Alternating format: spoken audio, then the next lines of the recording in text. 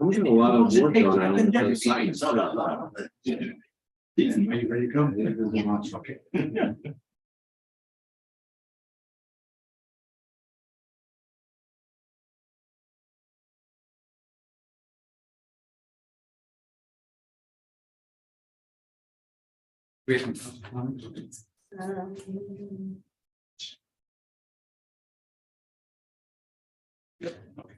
It is now 5 p.m. I call the meeting of the Beaufort County Board of Education Operations Committee to order, April 18th, 2023.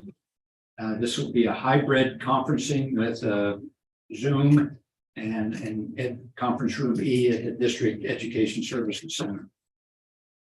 The meeting will be live streamed on the school board's YouTube channel. Request for public comments must be accepted between 4 and 4:30 by sending an email with your name, phone number, and topic to Robin Cushenberry at Beaufort K12SC.US. We don't have any public comments that have called in at that time, so we will start with the first item on the agenda. Will you please rise for the Pledge of Allegiance? I pledge allegiance to the flag of the United States of America and to the republic for which it stands, one nation, under God, indivisible, with liberty and justice for all. First item is approval of the agenda. Mr. Chair, I move that we approve the agenda minus the two easement discussions due to the fact that personnel are not here. Right, I will second that motion. Any discussion? Hearing none, all those in favor signify by saying aye. Aye. Motion carries unanimously. Public comments, Ms. Cushenberry advises me that we have no public comments. The next item on the agenda is the approval of committee meeting minutes for February 14th, 2023. Do I hear a motion to approve those minutes?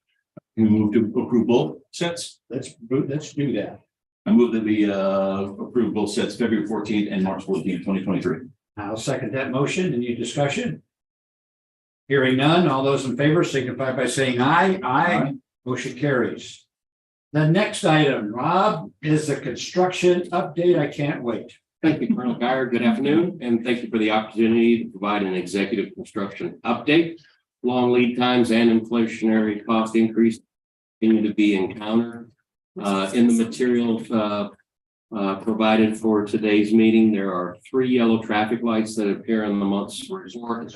May River High School, slide 12. We previously reported that yellow traffic light. It's just that the project manager continues to address and manage the schedule associated with completing the turf field and that first home gate. The next yellow light shows up for Hilton Head Island ECC, that's slide 14. The completion of the 100% CDs have been delayed by the technology subconsultant. The CM is moving forward and preparing the GMP proposal using current progress drawings and has been tasked to include an allowance for the unfinished technology scope and to provide the GMP proposal this Okay, month. let's what is the problem again with this consultant? Subconsultant, his wife has had some problems that have put her in the hospital, not one time, but for a second round. Are we getting a different consultant? What's going on? We can't be holding this up. We have used a previous consultant to go along hand in hand with the work of the district had with this consultant as well. So we've had 2. But unfortunately, the other one that we were using originally has had so much work come along to his plate that he's made a business decision that he wants to support the other projects that he has the opportunity to work on. So unfortunately, I don't have a good answer that we have somebody in the wings, but we are close to finishing those drawings so that changing horses may not be the most advantageous at this time, but being that, we've done a lot of this work to date under the referendum, the CM understands what the other projects are and can see very similar approaches for this project. The idea of using an allowance seems to be a good means to move this forward, put it under contract, let the subconsultant finish up the drawings, get pricing. And if it's under that allowance, great. if it happens to go over it, we'll have a conversation with the CM about using, for example, construction contingency, if that's the solution. Is there anything in the consultant's contract that says if it takes longer, incentive contracts usually have, like if you go over a certain time, there's 10% reduction in cost or something, anything like that in the contract? Not for the consultant, not for designers. We have that for contractors. We don't have that for this. Contractor. Yeah, it's a sub-consultant to the designer. Mr. Chair, this is Carlton. May I ask a question at the appropriate time? Please go right ahead. Is this is this the sub-consultant that is the sole proprietor of his business? He is the current sub-consultant that is the only one that is currently supporting our technology infrastructure design services. No, I'm sorry. My question is he the only employee and operator within his business?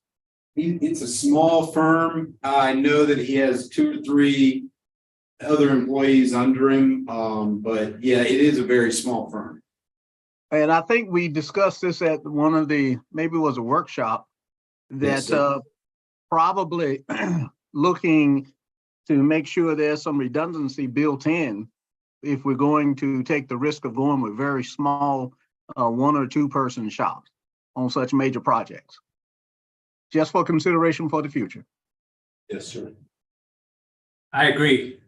Thank you for the input. Please go ahead. Very similar to the brief gave for Hilton Head Island ECC. There's one other project, Hilton Head Island High School, the completion of the 100% CDs for that remaining safety, security, and athletic phase 3 scope has been delayed by that same technology sub-consultant. So just like we're doing at the ECC, we've directed the CM to prepare the GMP proposal using the progress drawings and to include an allowance so that we can get that proposal this month. Moving forward, a quick update on our ESSER projects, the bipolar ionization project, slide 71. Total of 24 locations have been completed to date. Devices have now been installed at Red Cedar and Well Branch Middle. Those are the only 2 that remain, and the only work that is required for those 2 sites is installation of the controls, get them connected, tested. Bottle filler project, slide 72. Installations have been completed now at 30 locations. There's 2 locations where the bottle fillers still remain. They're here at DESC and the others at the Fusty Island Elementary. Project closeouts, continuing to make progress on those for FY 2019, 8% funds. There's 1 project that remains for FY 2020. There's 10 projects that remain, and under our referendum project updates, that's slide 74 through 76. 17 projects now have been completed to date. We're reporting completion of Buford L. That's what made that number go up this month.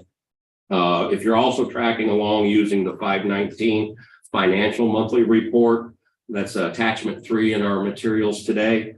We shaded the rows in green that have been completed to date financially, and now there's 109 of those financial commitments that have been closed out.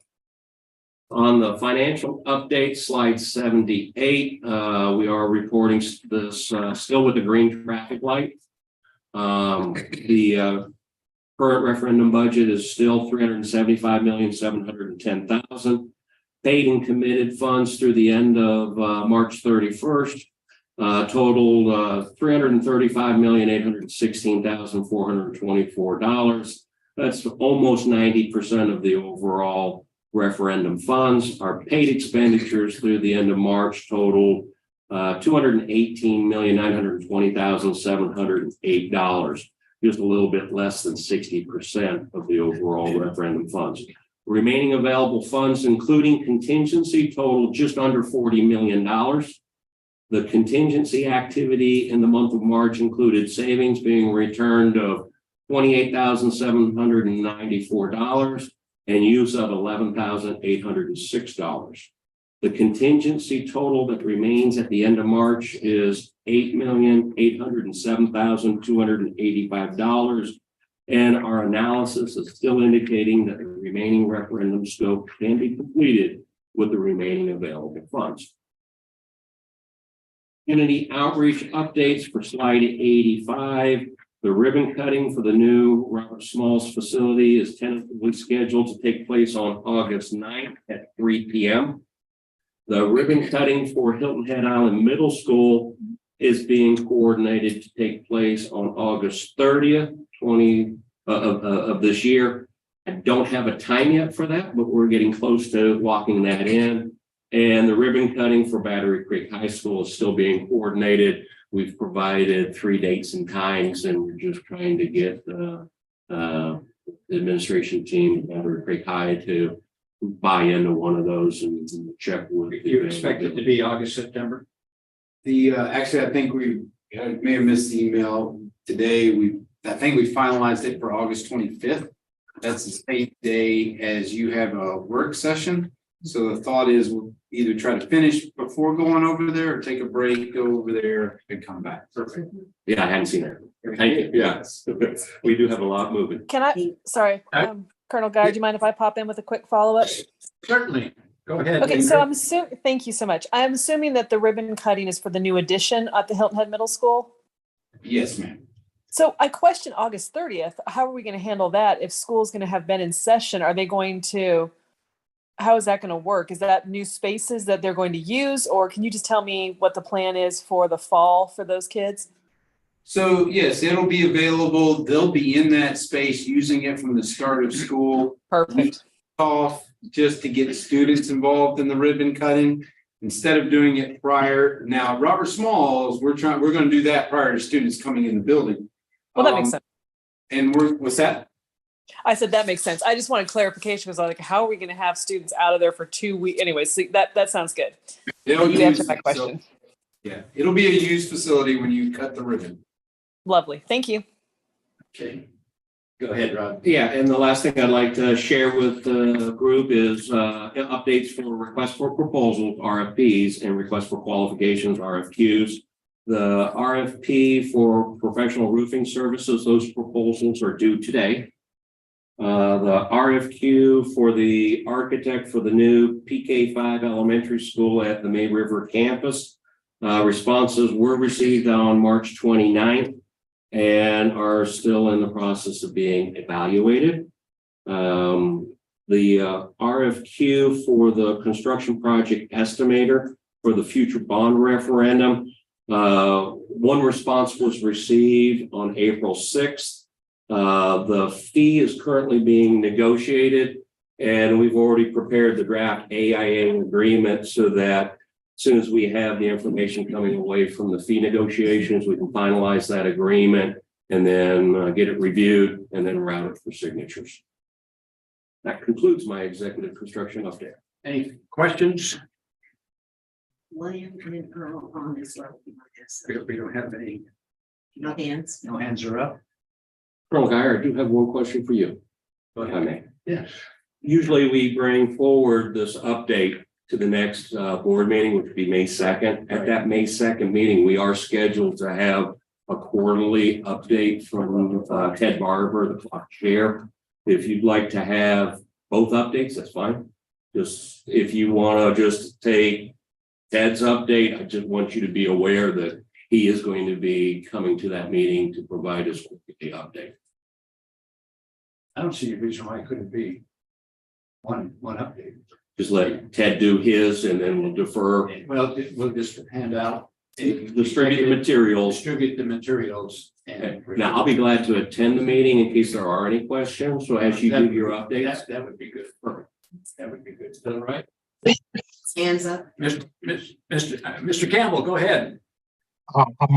Let's ask a question. When will they start demolishing the old Robert Smalls? So it's almost a week and a half or 10 days, I believe, after school gets out. So we've got 10 days to get everything out of there as soon as the students and teachers are out, and then they'll start the demolition. Okay, thank you. Any other questions? 10 days? Yeah, it's pretty quick. Yeah. Yeah. You gotta get all the furniture out of there, all the computers out, any equipment we want to save, so. There's some parts of certain items out there that we want to. Yep, we'll save all. Save. Furniture that's salvageable, yep. Kitchen equipment, all that. Anything they. Anything that has a purpose and a home to go to, yeah. Okay, but the construction costs include new furniture and new Yeah. appliances and everything, correct? The furniture from Robert Smalls will not be going into them. William Sanson. Mr. Smith, go ahead. And what did we come up with from St. Helens Elementary School? What was the question? Say again the question, sir. I said, what did we come up with for St. Helens Elementary? What was the, Well, I did not provide St. Helena Elementary. in because the they're all update. green. They're all green and the materials are concise with the updates. I do know, I guess, to update you, the transportation's moved into the transportation area. The vestibule will be constructed this summer, so that's kind of where we are with the gym. And that's construction, Mr. Smith, is scheduled to begin right after the end of summer school. I think it's June 29th, because the transportation suite that you just heard Robert said that they moved in and are using, we've got to allow them to stay up and functioning. And once we start this new cover to entry, that would impact them. So we've coordinated that so that materials are arriving and we can start on that as soon as summer school ends. So Any other when, questions? so when can we anticipate that the St. Helena Gym project will be completed? Into this summer. Is there a date? Go ahead. End of the summer is open and ended. I mean, I would like it, the date that I can give out to the community. You know, that's not a good date. We'll have to go back and get that for you then, sir. We don't have that available tonight. Okay, well, I'll be looking forward for that. Okay, any other questions? Okay, we'll move on to the next item on the agenda, which is potential sale of 20 Mayfield Road on Defusky Island. Robert? So yes, this is a small 1/4 acre piece of property located on Defusky. We were contacted by a real estate agent asking if the school district would be interested in selling this property. Can you bring that up? There you go, scroll down. It's kind of an overview of where it's located. If you keep scrolling down, you've got it's a wooded lot. It's right adjacent and that. Well, here, Tracy, actually, it is adjacent to this lot here. It's a small another lot that's right next to it. It's 22. That would be a core. We had the property appraised. The appraisal came back and said the property had no value because it couldn't be developed on. But I asked him, okay, well, what would be a value for the actual house next door, which he said you could sell for them. And that's where he came up with his appraisal value of $5,490. I'm bringing this to your attention to see if the operation committee wants to recommend that we move forward with the sale of this property. And if we want to have any more discussions about costs and what to offer. Okay, Mr. Day? Mr. Chair, I will recommend that we take this to the full board and recommend that we move ahead with the sale. Do I hear a second? Mr. Smith, will you second that? No, at this time, I'm not sure because I don't think I have enough input to recommend that to the full board at this time. So I can't second that. Okay, well, I will. No problem. Any discussion? Yes, I will. I don't think that I'm prepared in understanding exactly what he's sending to the full board at this time. So therefore, I will not be in favor of it. And any land that I think that we're moving around could also ultimately also and the way that we're doing it, it could perhaps be contentious to the bond referendum that we're trying to push as well. Thank you. Okay. I I have one question, if I may, Mr. Chairman. Let's go right ahead, Carlton. I engaged some developers, including the people who were looking at Bay Point about 15 months ago on Defusky, and went over there to take a look. A half acre for only $5,000. Could you say again why that is so low? Well, it's a quarter acre, but the appraisal said the minimum development size according to the code on Defusky is 1 acre. So it's not a developable lot. And so the only value that the appraiser said that this property has would be for the adjacent property owner that kind of merges it into his property. I did actually look, the adjacent property owner already has a house on it and it's a 3/4 acre lot. With this, they now would have a quarter acre. Obviously they're grandfathered because there's already a house there. But Yes, I'm sorry. Go ahead. no, that was it. So what is the normal price for a full acre on Defusky? Well, so if you look at the comps that the appraiser did, he does have comps there for some other property. You do have a comparable property for 23,500 that is 1.25 acres. You have another property that was 1.12 acres at 100,000.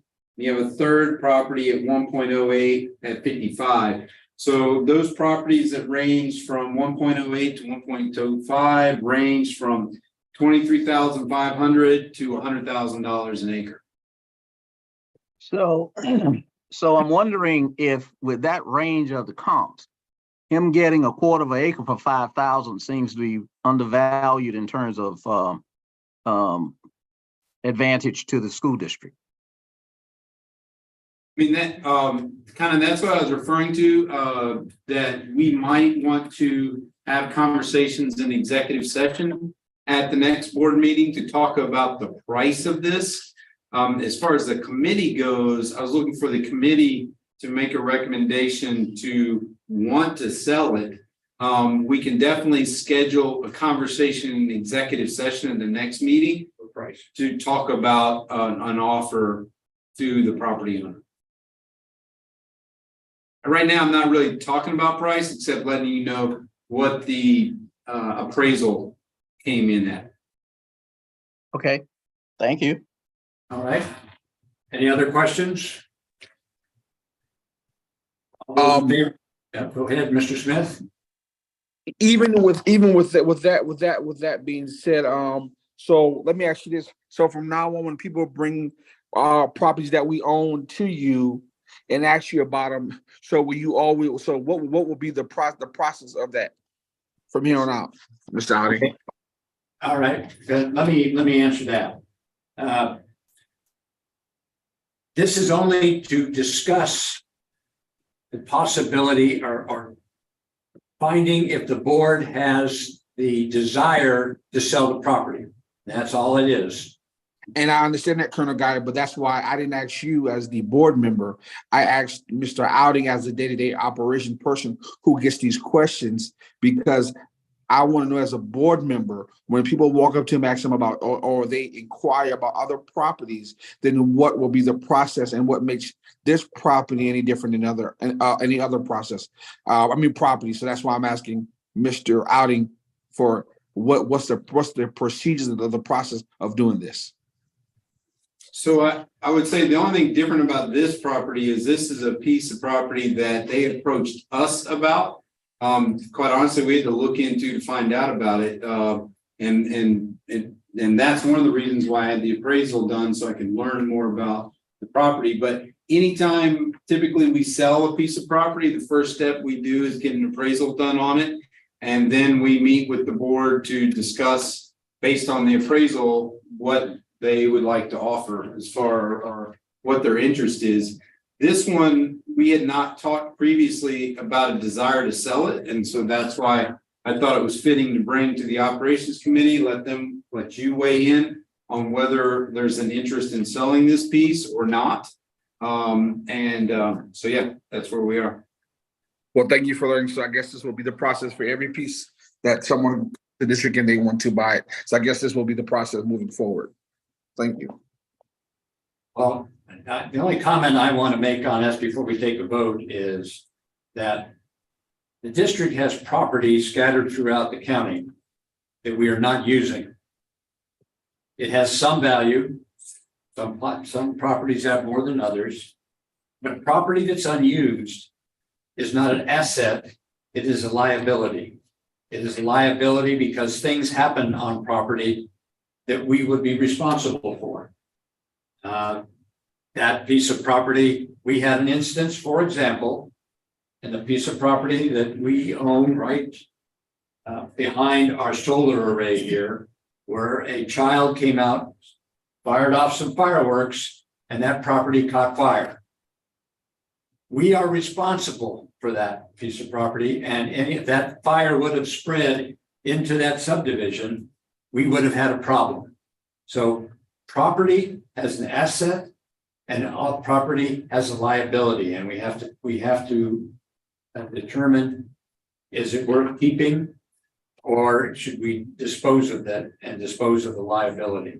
So having said all that, the motion is move that the operations committee recommend to the full board to consider the sale of 20 Mayfield Road to the property owner located at 22 Mayfield Road. All those in favor signify by saying aye. Aye. Those opposed? Opposed. Okay, the motion passes 2-1. Next item on the agenda is the facilities maintenance report, Robert. Well, I am going to ask Brandy Majors, the facility service manager, to give this report. Brandy? Good evening, Committee Chair Colonel Geyer and fellow board members. Tonight, we are presenting for your review the semi-annual maintenance and cleaning report. This report is presented in the spring and fall of each year by the Operations Committee. So slide 2, please, Robert. The first part of this report, we're going to do a review on the maintenance side of the world, and what I'd like to do, we have a lot of guests here, so I'd like to give committee members a brief introduction to let y'all know who's here. So tonight from ABM Maintenance, we have the Director of Maintenance, Ed Miller. Alan Odom, he's the Regional VP of the Education Division, and Angel Brett, the Regional Integrated Facilities Manager. So that's our ABM maintenance team that's here tonight. The first slide that we're going to look over, we always like to start our semi-annual report with some highlights of work that we've completed on the north side of the Broad River and the south side of the Broad River. So we'll start with Well Branch Early College first. So this was a pretty large undertaking on this campus. Our maintenance crews went in and repainted all of the lines, numbers, arrows, stop lines, crosswalks, and fire lanes throughout the entire campus at Well Branch Early College High School. If you will go to the next slide, Ms. Robin, thank you. Next one is South of Broad work. Our team went into Hilton Head High School Seed Hall Cultural Center, the big auditorium there. We rented some heavy equipment and had our technicians go on those lifts and go through changing out the ballast and the lights throughout that large auditorium there at Hilton Head High School. So slide 3, we're going to talk about our work order summary report. So in this report, you'll see with the headings, I'll kind of go through quickly for sake of time because this is a large presentation. The first column is work order numbers with preventative maintenance work orders included. Then we've got our ABM initiated column. So those are self-generated work orders. Then the very next column is going to be your work orders that do not have preventative maintenance numbers included in them. Your percentage of those self-generated work orders that have been initiated by ABM, as well as your completed work order totals, your completed work order percentages, and your work orders in progress.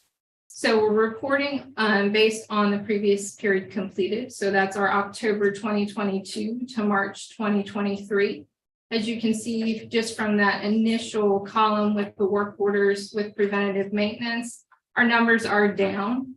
They are low, which is pretty historically what happens during this time of year. So when we're looking at work orders from our late fall to early spring timeframes, you can kind of see in previous periods that our work order numbers do start to dip during those periods of time.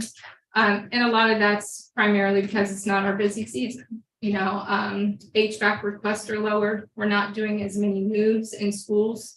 And so that's our slow period. And then, as you can see with our previous reporting period from March of 2022 to October of 2022, those numbers go up significantly. That's when we're getting our schools ready to end the school year, start the new school year, and that's when our HVAC work orders increase, you know, to try to keep up with the rising temperatures, as well as increased moving work orders and just supporting schools from, you know, their end of the year things that they do with their award ceremonies and such. So before I move from this slide, I just want to make sure we don't have any questions. Are we clear to keep on moving forward? Question? No, good. We're good? Okay, push forward. All right. Excuse me, question, is board docs working? Yes, can you not see? Yes, I can shout, and I was asking, is board docs not working? I can see Ms. Cushenberry, not on your end, I was wondering the program board docs. Yes, Board Docs is working, but Mine's working fine. Okay, remotely. thank you. Okay.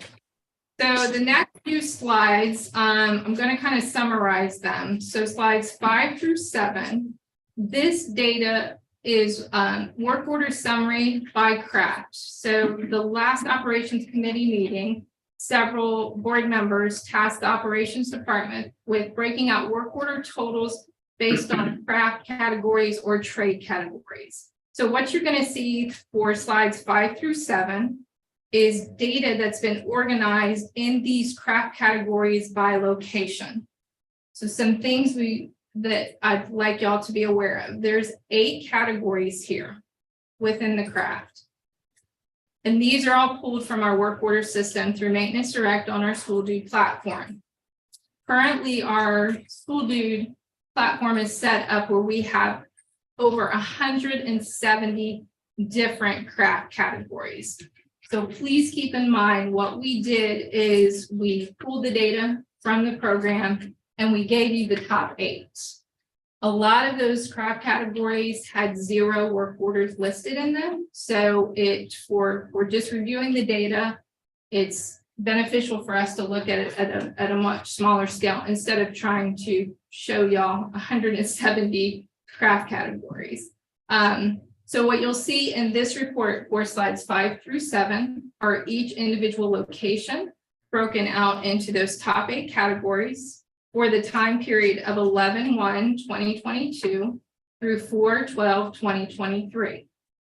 So those categories are listed as the top 8 are doors and hardware, electrical, fire extinguishers, general maintenance, heating, ventilation, and air conditioning, lighting indoor, plumbing, and roofing.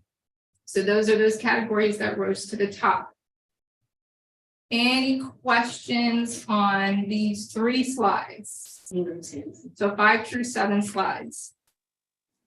I think it's very interesting, board members, to take a look at I found it very interesting to see some of our newer schools seem to have the most work orders. That's somewhat surprising to me. And any other questions? Ingrid's hand. Who? Ingrid's. Yes, Me from above. yes. Please go ahead, Ingrid.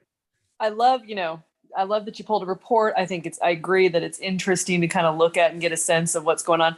One thing I would like to see is of these work orders, how many of these work orders under the same categories are getting completed? Because it would kind of give me an idea of sort of where, we're having a harder time getting work orders completed, which could speak to skill sets or certain schools, or, maybe some schools are putting a ton of work orders and getting a certain percentage. So if possible, if it's not too much work, can we get both of those next time? we can definitely work on it and see what that looks like. Williams hands and. I think I saw Mr. Campbell's hands. Mr. Campbell? Yeah. My question was about the leak at Whale Branch. Can you give us an update on that?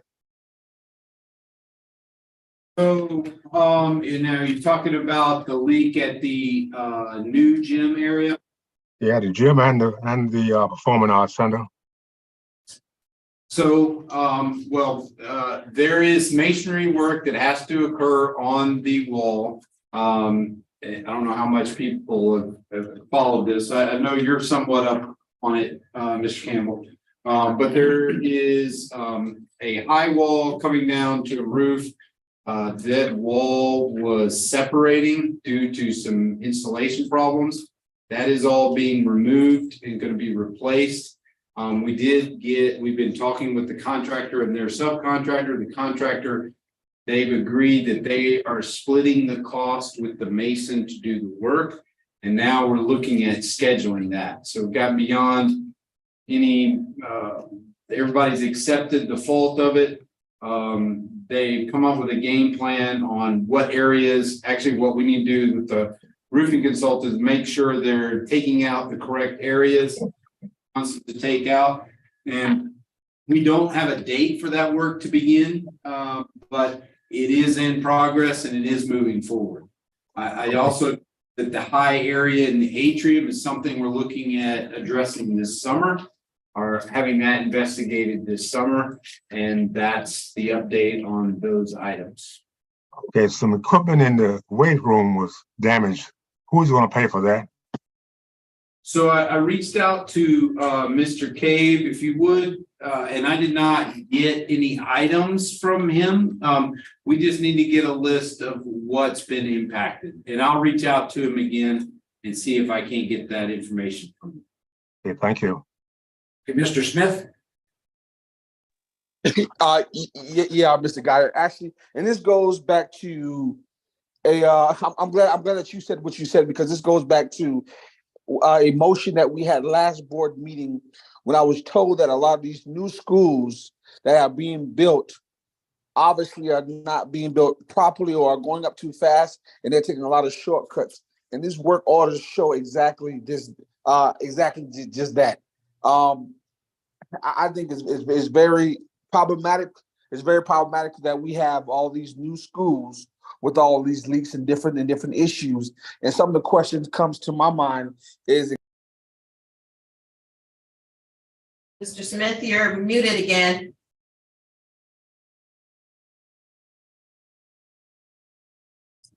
my bad. The question comes to my mind is exactly who is going to pay for some of these issues that are going on in these buildings in terms of roof, and what's the gap that we have to get these things fixed in terms of the time that we've had it, and how long the contract have actually built these buildings. I just think that we have entirely too much problems in our brand new buildings to have paid the amount of money that we have paid. So this brings me a great bit of concern. Okay, Mr. What I would like to say in regards to that, as far as the number of work orders related to newer buildings, as far as I'm aware, unless Brandy knows something else, none of that is related to the workmanship of the actual building. Now, what we are talking about with the roof at Well Branch Early College High School is definitely related to the workmanship. It had been found out, and the only thing I will say is that this was an MBCon project, and they are standing up to making sure that gets repaired. So that's what we like to see out of our contractors. Everybody makes mistakes at times. This was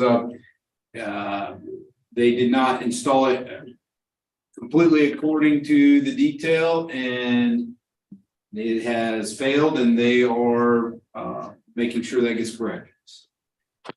Well, I'd like to jump in on this. May River High School had a total of 246 work orders. 32 doors, 21 electrical, 3 fire extinguishers, 10 general maintenance, that's heating and air conditioning, 114. Plumbing, 60, and that's our newest high school. I mean, that's disturbing. I agree with Mr. Smith. What's going on? Well, I know there was a TikTok trend of destroying bathrooms. Yeah. Pulling soap dispensers off, breaking off sinks. Yeah. All that kind of stuff. I know that because my daughter came home and said that the principal, Mr. Bornschauer, Dr. Bornschauer said, I know what you're doing, quit it on the loudspeaker. So maybe that's some of it. Yeah. But I don't know. I'm not trying to explain it away, but I know that's thing. Yeah, I understand. Yeah, but that can't, that to some degree, that can't be to some of the seriousness of a lot of what's going on. I mean, if that's the case, then what you're saying is that's in terms of that affects that is being controlled by leadership. I think leadership and what we're seeing are two different trends. I mean, in terms of even to respond to what Mr. Outing just said, yeah, it's okay because we caught it this time and they agreed. But what about the time when we don't catch it down the road and then one done, then whose court is the ball in? The ball drops in our court and we have to find the money, we have to scrap, and we have to make the district pay for it. So, yeah, this time we caught it earlier and we had some people who were there in the position to see what was going on and to know and to call it out. But what if that did not happen? This is, like I said before, this is concerning and this is alarm. The alarm has been sound. And I think there need to be a little bit more that goes into this further than just to say, okay, well, they're correcting it and that's good enough. I don't think that would be good enough for taxpayers. Thank you. Oh, sorry. Go ahead. If I may speak to the data that we're seeing in this report. So some things that I'd like to put out there so we can recognize is in relation to the bar graphs, which we haven't gotten to, but they're the next few pages after our summary numbers. You see a significant level of HVAC for May River High School and River Ridge. When I was going through the data, I immediately focused in on that because I also thought those are new schools.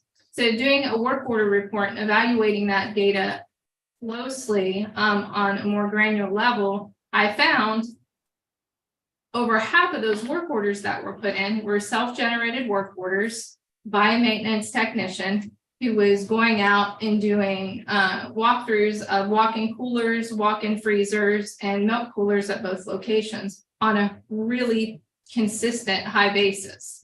So, and part of HVAC, air conditioning, part of their scope is also to tackle those refrigeration issues. There were also a good bit of work orders that we were having issues with that kitchen equipment as well, which falls under HVAC. So the data is in here, but recognize the fact that unless you get down to that granular level, what you're seeing at first glance is, well, there's a lot of HVAC work orders from May River High School, but it's not necessarily when you look at the details that the systems are failing. We've got a technician who's being very proactive, which good for him. And then we also have some kitchen equipment that we're routinely having concerns with regulating temperatures on. So I just want to make that clarification with those two locations. The other point to think about, and this goes into the new county maintenance management system, the new CMMS platform that we are looking at putting out for bid. Right now, we are doing a good job at capturing when work orders come in, assigning those crafts. But we could do better and be more consistent with it. Because we have so many categories, 170 craft categories, an individual may look at it from a perception and think, okay, well, this doesn't qualify under this category or that. The good thing about what we're moving towards is with a new CMMS platform, we can really start to build what we want to pull as it relates to data. So we can really start to pull good data and really, streamline it down to where we're not trying to pull these reports from 170 crafts and hope that we get the right numbers to line up.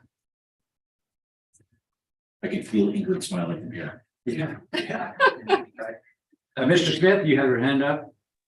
I'm gonna go ahead and take it down, but I'll just say in closing, the bottom line here is I hear what you're saying. I know we also did something to replace a lot. I think it was a meeting for last or one of those meetings to replace a lot of kitchen equipment. So I hope that we're replacing the kitchen equipment that you're talking about. But also, I think the bottom line is that we have to start taking a deeper look into the construction and what we've had. And I've been hearing this for a while, but I've started to listen and monitor it, and that's why it's been definitely brought to full fruition. And I think it's just something that the board needs to pay more attention to. I mean, because there are more than one contractor out there. Thank you. Okay, would you continue on with your briefing, please? Okay. If we can move to, okay, you're there, slides 8 through 13.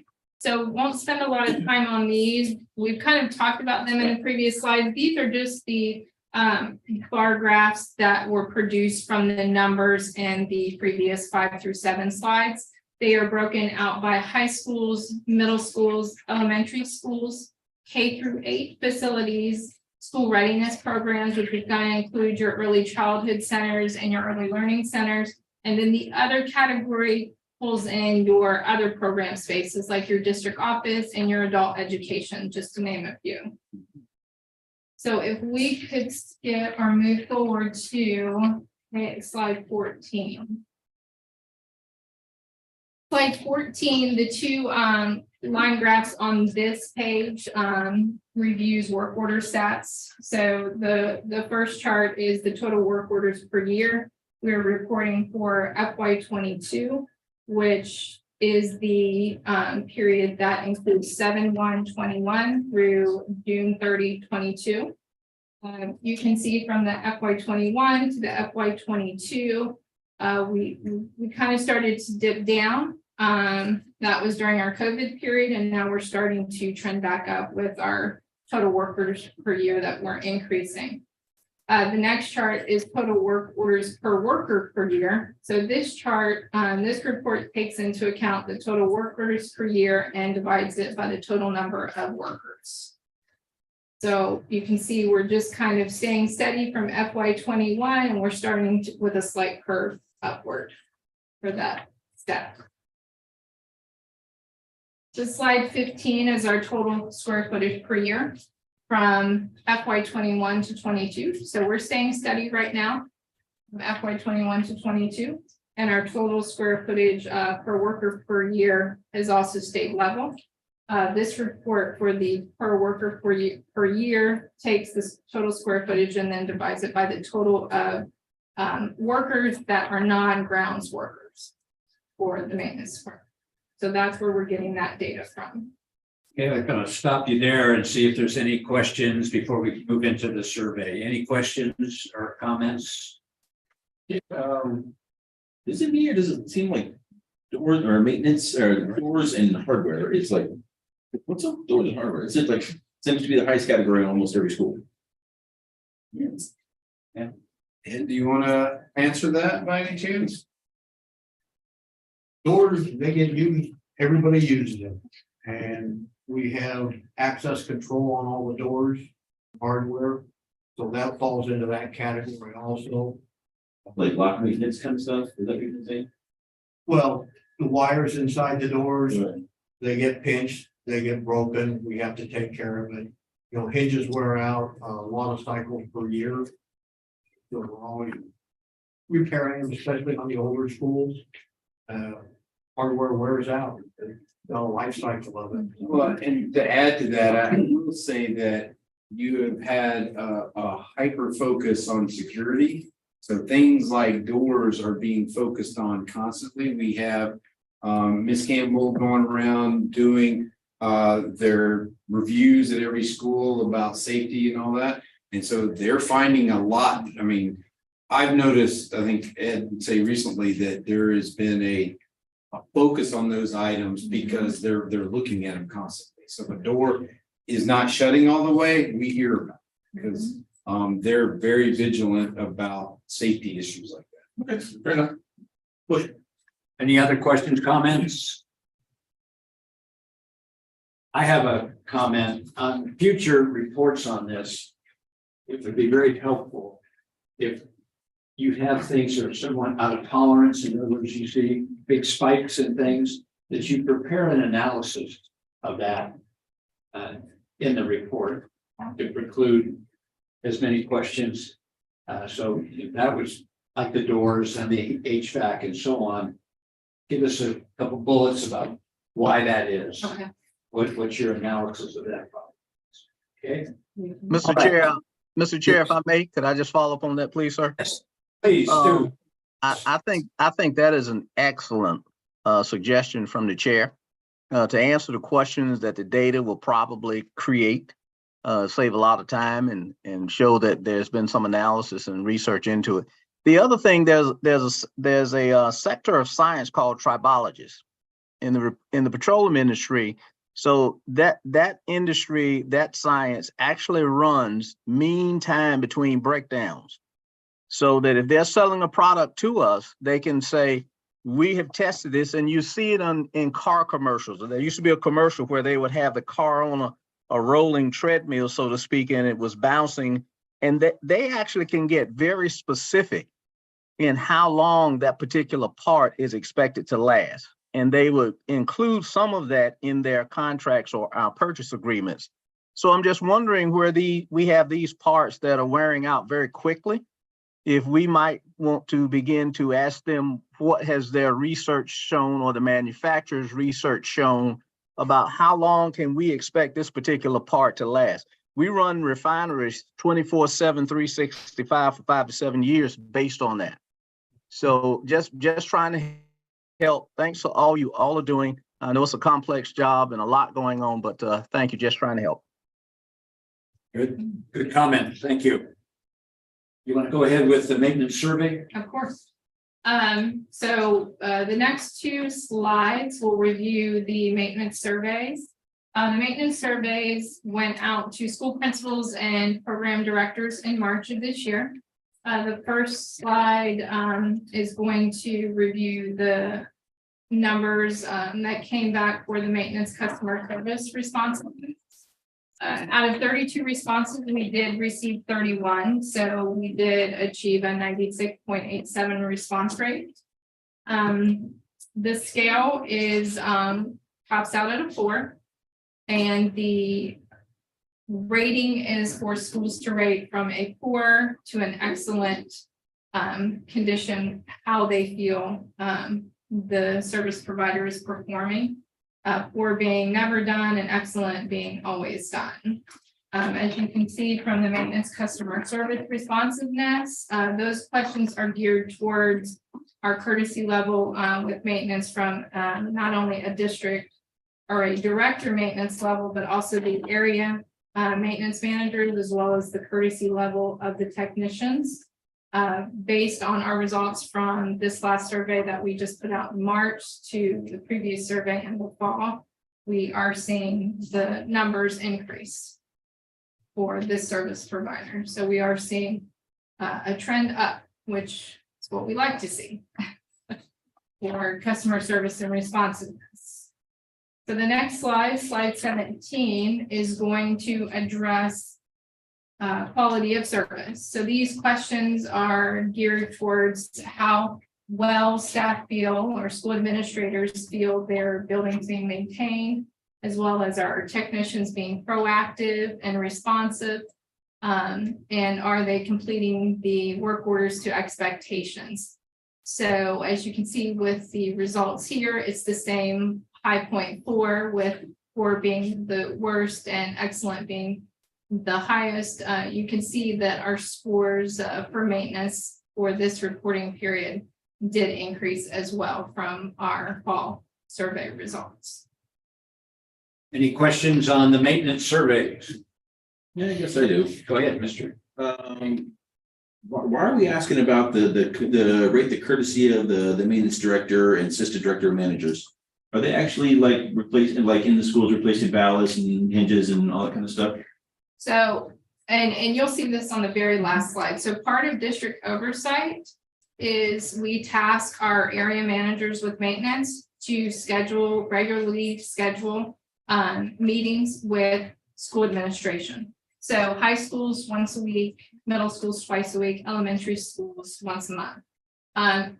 And that is primarily to allow our area maintenance managers to establish that consistent communication with school administrators to pull work order reports. They sit down, they have a brief meeting, they go over work order reports, and they get to hear those concerns of what needs to be done and addressed at that particular building. So from an interaction level, yes, school administrators and whomever the school administrator may designate at that site as their facilities person, they're meeting with our area managers. Okay. So that's why we pull that. We also have historically, and maybe Robert can answer the backside of this, we've also historically stayed with the same set of questions for a number of years. Yeah, well, at least 10, and part of that is just so we have a Yeah. historical record, So we can track the trends. what responses have been. Mhm. We don't change these very. No. In And the- fact, I think the only one we changed, we did add a COVID that we've now since taken off, how they're doing. we've added the COVID. It is still on this survey for this period, but it will come off in the fall of this year when we report the next survey period. Any other questions, comments? See no hands. Let's go to the maintenance and cleaning report. So the last part of the report, we're going to talk about custodial. So briefly, we have 3 guests here from AGS Custodial Service. We have Ed Pullen, who's the district manager, Scott Zimmerman, who's the senior VP of operations, and John Brooks, who is the senior transition manager for AGS. We'd like to start off the custodial portion of this report, just highlighting some accolades there. AGS has a monthly, and please correct me if I'm wrong, Ed, but a monthly employee reward system where they choose employees of the month, both north and south at various locations. And so these are just kind of some of the snapshots in this last period of some awards that went out throughout the school district for our custodial staff. And what are the metrics and who does the evaluation? We have 4 zone managers, and each zone manager selects individuals that they feel worthy of the award. One of them is perfect attendance, quality of work, consistency. That's positive attitude. Those are the big things when it comes to it. Yeah, the customers also like to, recommend. But most of our customers deal with day porters on a regular basis and don't really get to see the night folks on a lot. So, we try to select varying people from month to month so we can make sure we're spreading the award around. So there's 4 employees of the month every month. And what do they get? At first year, we bumped it to $150 each. So get $150 bonus every month. They're selected in their zones. The next slide, which slide 19, sorry. There it is. So just as we do with maintenance, we'd like to highlight some things that were done with our custodial service provider. So over winter break, they completed their winter break cleaning. So some of the work that is included in that is buffing and coating our hallways, corridors, cafeterias. They address media center cleans, front office areas, as well as deep cleaning the restrooms and addressing any additional areas that may have been concerns brought brought out by school administration. So we've got several schools here. Beaufort High, Ladies Island L, Hilton Head High, and Hilton Head IB, just to capture a few of a nice reflection of the floors and how well they did. So we did that during winter break, and we just finished that during spring break. And that's basically, we do that to keep these buildings going and get us through the end of the school year. And then summer, we'll strip it down and we'll start anew in the summer. So this is just a snapshot of kind of what we did over the winter break thing. So any questions before we go to the custodial surveys? Go ahead. Okay, so custodial surveys went out again. They went out in March. We received 30 responses out of 32. So that put us at a 93.75% response rate. We did send the surveys out to the same group, school administrators and program directors. Our scale's a 4.0 on this as well, with a 4 being the lowest and the excellent being the highest. This survey is a little bit longer because we not only go into the customer service responsiveness side, but we also have the survey questions geared towards specific areas and the scope of work of those areas.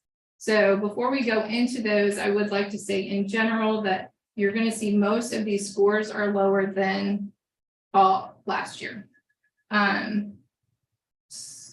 But they've been in some categories higher than previous years. So that leads us to a very mixed rating. So that's just, I want to summarize that before we move into the data. So you'll see for customer service responsiveness, that last bar graph, you'll see that reflection of the scores on that. So the next slide and the next 5 slides, so 21 through 26, just to save time, are specific areas. They show how HES is addressing the specific work task in each one of these designated areas. And you're going to see at the top of each one of those slides, the area designations and how those scores were reflected in each one of those areas. Yeah, 21 through 26.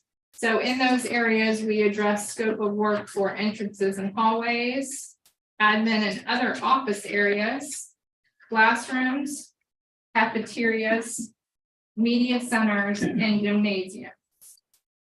So for time's sake, I'm not going to go through every single one of those slides, but it's the same format. Same trend. And the same trend, yes. So before we talk about the trend, just to kind of summarize, because I feel like that's going to be a bigger part of the conversation. The very last slide of this presentation is just to let y'all know what we do from a district oversight perspective. We do have these measures in place. We do them. We're continuing to do them primarily to gain feedback from our schools and also to provide that district oversight piece. So we do a monthly walkthrough. We choose a school north of the Broad, south of the Broad, and we alternate monthly. And that walkthrough is done by district office staff that brings in custodial and maintenance, our grounds providers, and then we also have our district office staff, which includes myself, Robert sometimes, and also our construction project manager for that specific school. And we meet with school administration at that time as well. That allows us to get their concerns and do an actual physical walk of their facility and put eyes on everything on their campus to see what's really going on. The other measure that we've really pushed maintenance and custodial to do is to do complete the meetings with school administration. We have a suggested schedule that I'd spoken about previously. And when they do those meetings, they send calendar invites to myself. I pop in just to kind of do my routine walks through facilities. And they also send, the district summary notes of what's being addressed and how those conversations are going on with their school administration. The maintenance work order response card, that is still in play. We put that in play about a year ago, Ed, a year and a half ago. And that card is basically just your typical customer response card where a technician will leave it in a space, especially in classroom areas, to let them know, hey, this work order was done or not done. It's basically a status card. But on the back of that status card is a dedicated email address. So if they had additional concerns or questions, they could email that designated line and ask those questions or provide feedback.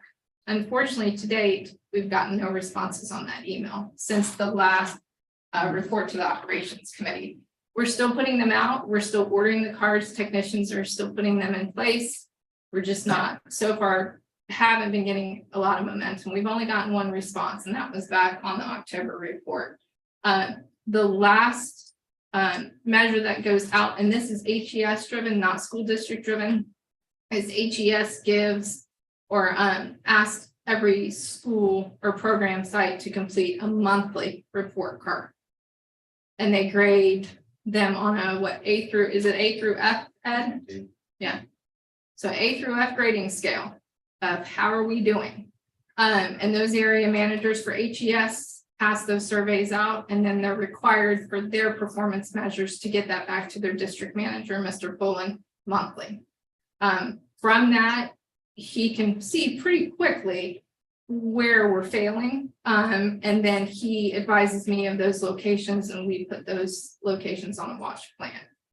So that is the summary. That's the conclusion of all the information for maintenance and cleaning report.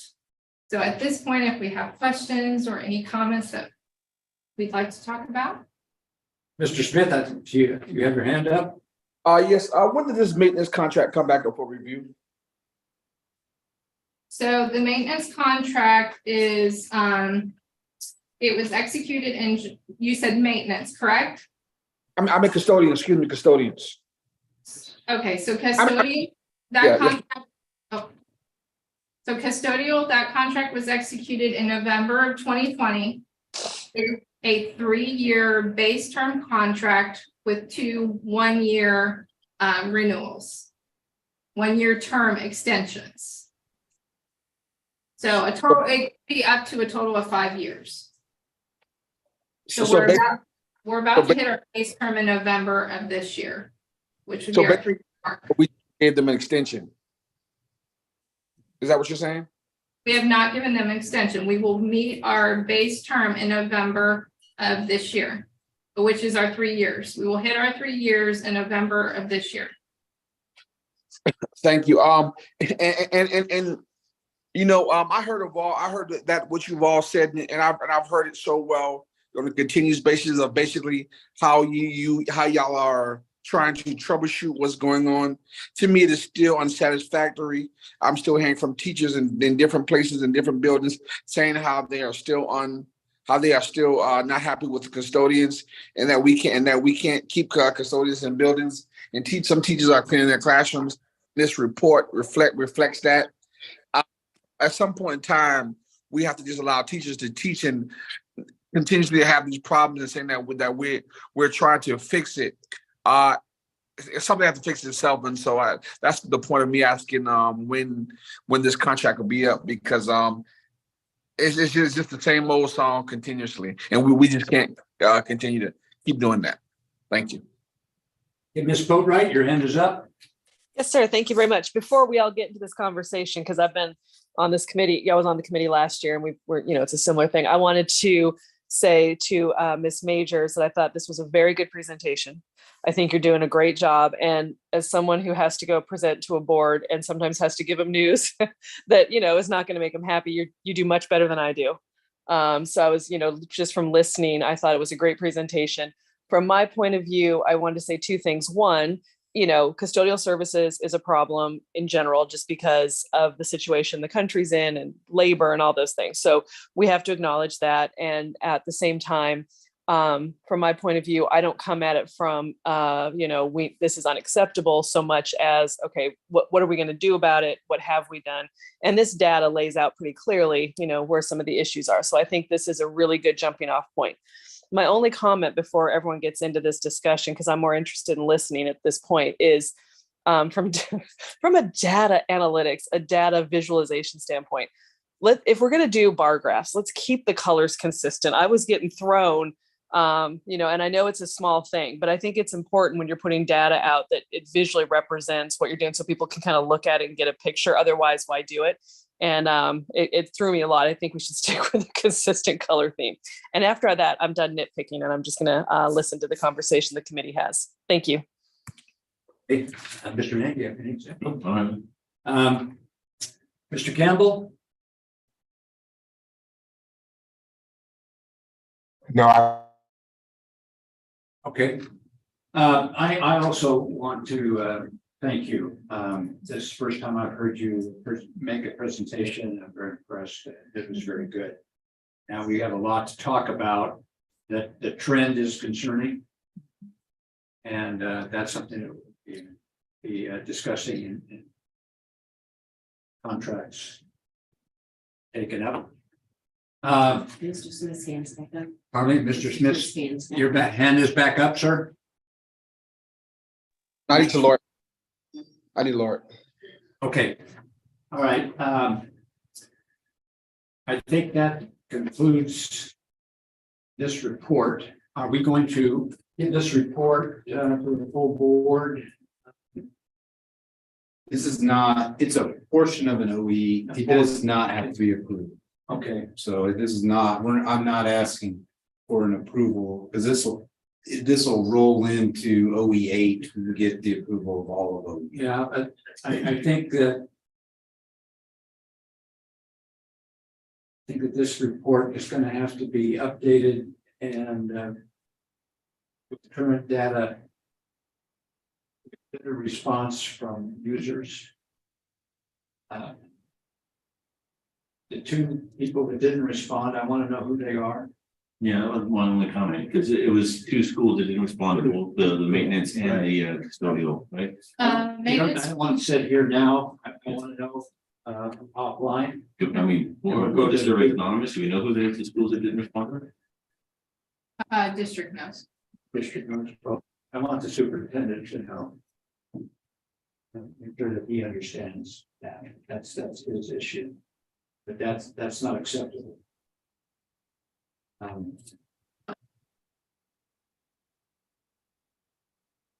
We have to transition now to the custodial discussion. And that's the next item on the agenda.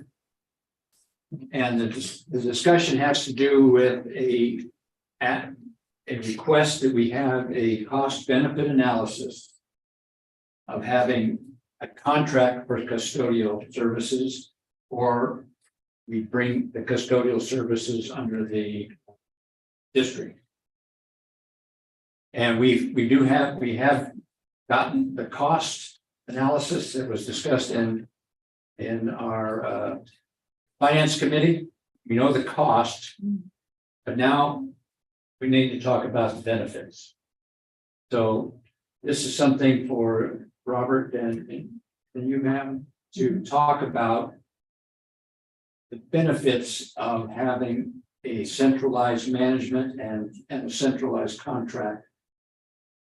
And then we're going to have to be able to consolidate that and present to the board. We already have the hard data for the projected costs.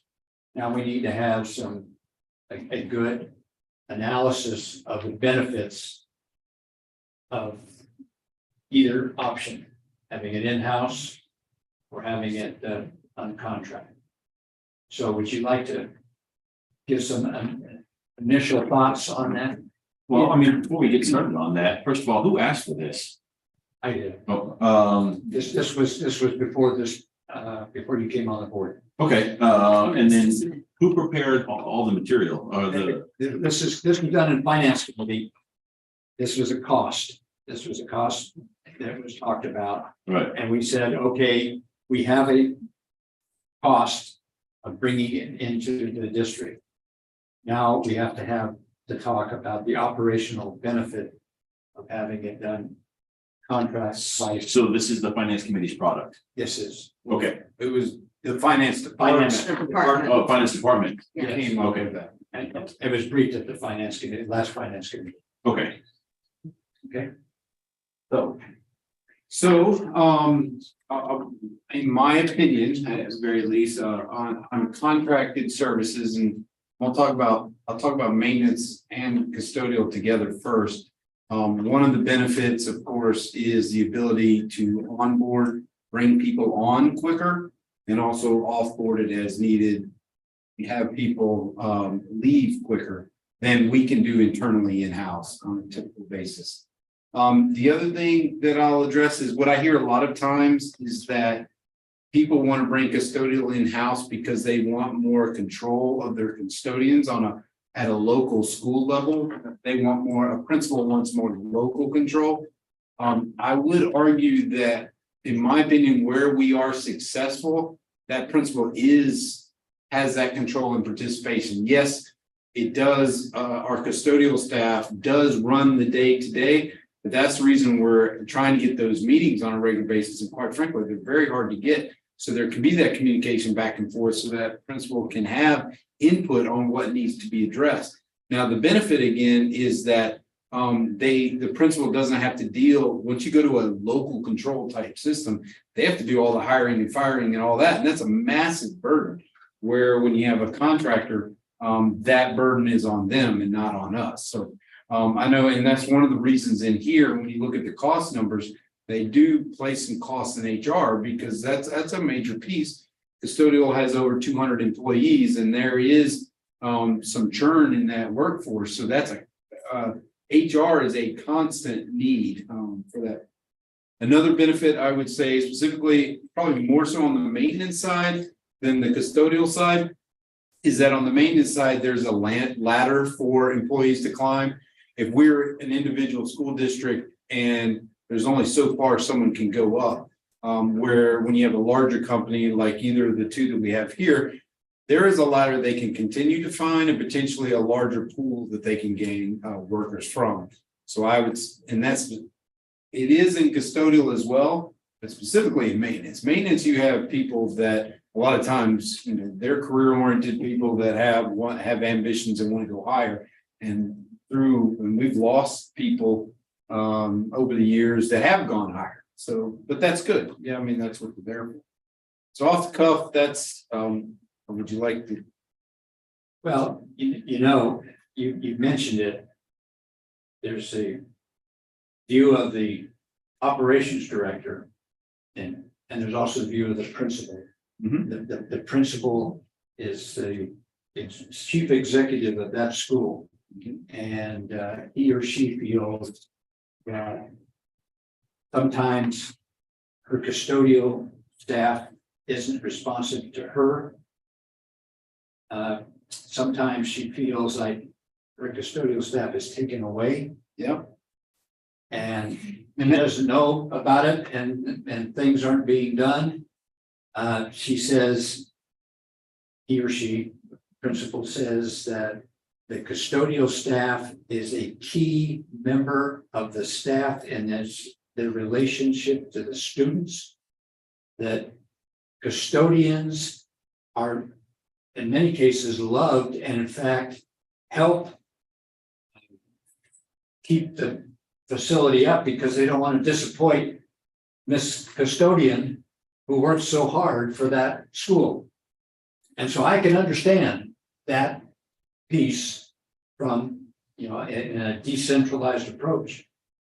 So there's that benefit, but then there's the cost. And so that's the hard decision that the full board's going to have to make, because we're at budget time and the budget year, and we have contracts that are coming due for extension. And so we're going to have to look at the cost and the benefit and say which way we're going to go. And this committee is not going to answer it. And we said the same thing for the finance committee. Finance committee, I said, okay, these are the costs. And I said, when we get to the operations committee, we're going to look and talk about the benefits.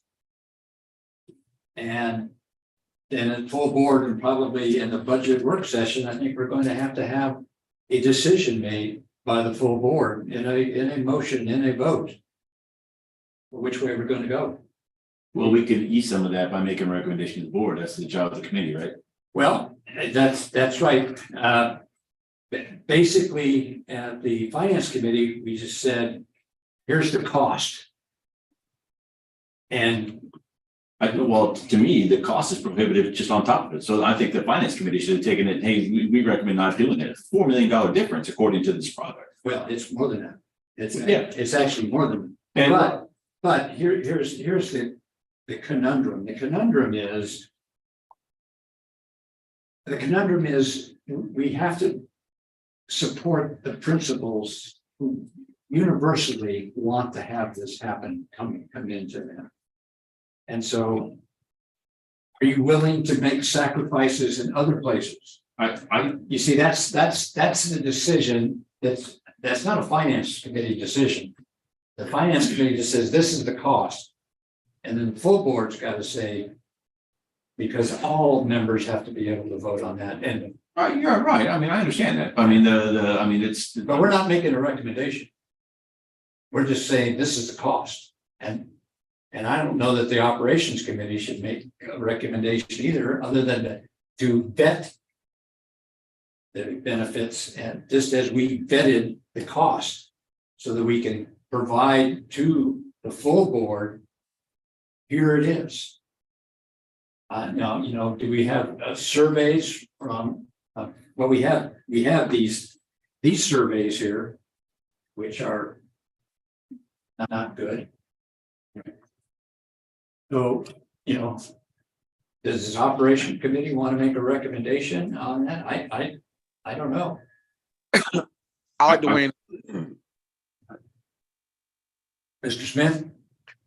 actually, I do agree with what you're what you're saying, but also in terms, I know we have some new board members, but what they also have to be in remembrance of is that some of these same people who we're making this decision on, they are taxpaying citizens, and a lot of them have came to us or have came to me and said, listen, we pay taxes, we want full benefits, and we want to also work in our community. So when we tell them no, that for a couple $100,000 that they're not worth it, then what message are we sending them in terms of the referendum if we want to pass the referendum as well, if that's what we go forward with? So there's several things that I take away from this. And also you talk about the recession, I mean, not the recession, what we just went through and in terms of COVID. These people were the first line of response in turning into cleaning buildings. If they weren't cleaning these buildings, we could possibly have much more sicker people on our hand. They didn't get bonuses. We gave our employee bonuses. They didn't get bonuses. So, I mean, there are several underlying issues that I think that we're facing here, and that goes into this decision, not just saying it's a dollar amount. Because if we can say that having police officers in schools is going to save lives and make that much different, then what are we saying about our custodians? Because they save a heck of a lot of lives too if COVID got around and it spread in buildings. And there were classes that had to shut down, that they had to go in and they had to clean in. Those custodians had to go clean.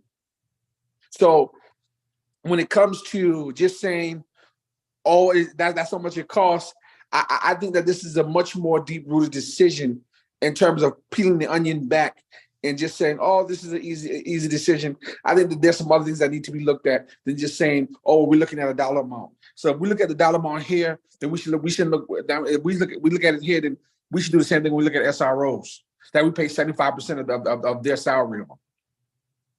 And they are very similar.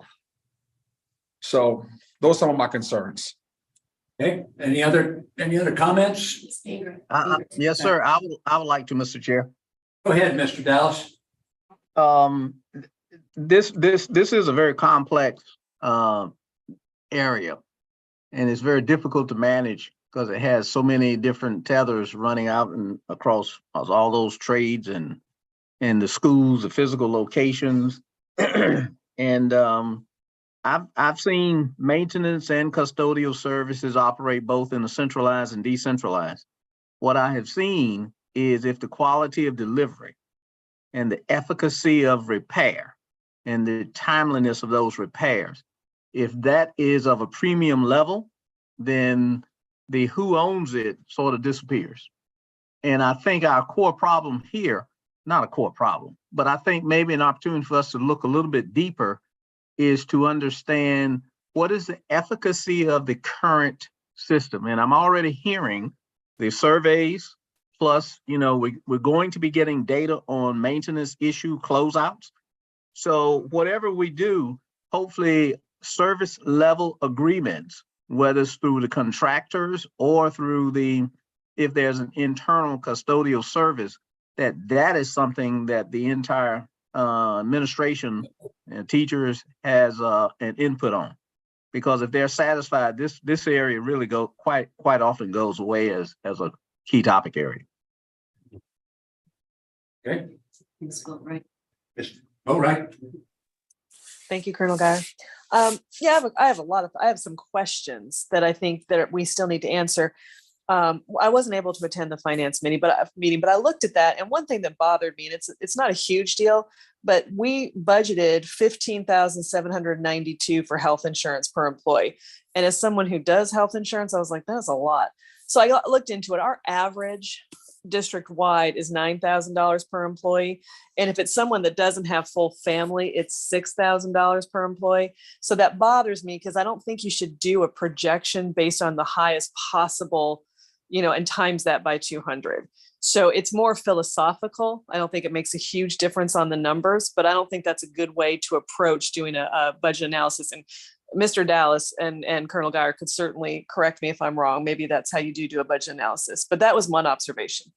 And I have to tell you, one of my concerns is this. I work at a free clinic and we take care of people that work full-time for the school district. And I find that embarrassing. We have I don't want to go into any kind of HIPAA violation, but they have a hard time getting paid time off. They don't have insurance. A lot of these people do have chronic illnesses that require medication. So I think we have to think about this to a small extent, not to do it because I think the principals would like it. But if we're not providing any benefits to these 200 citizens of Beaufort County, where are they going? What are they doing? Do they have health insurance some other way? Are they expected to participate in the Affordable Care Act? Like, these are questions I want to know, because I do think we should think about that a little bit. If you work full-time for Beaufort County School District, you shouldn't have to worry about whether or not you can get your insulin or whether or not you can get your, thyroid medication. So if I don't know if the HES gentlemen are still there, what do people do for medical insurance under this contract? What do people do for retirement benefits under this contract? The other question I have is Beaufort County School District allowed to hire people that are not U.S. citizens? I know we have trouble hiring. They can't be certified if they're not U.S. citizens. And so we cannot hire teachers who are not U.S. citizens.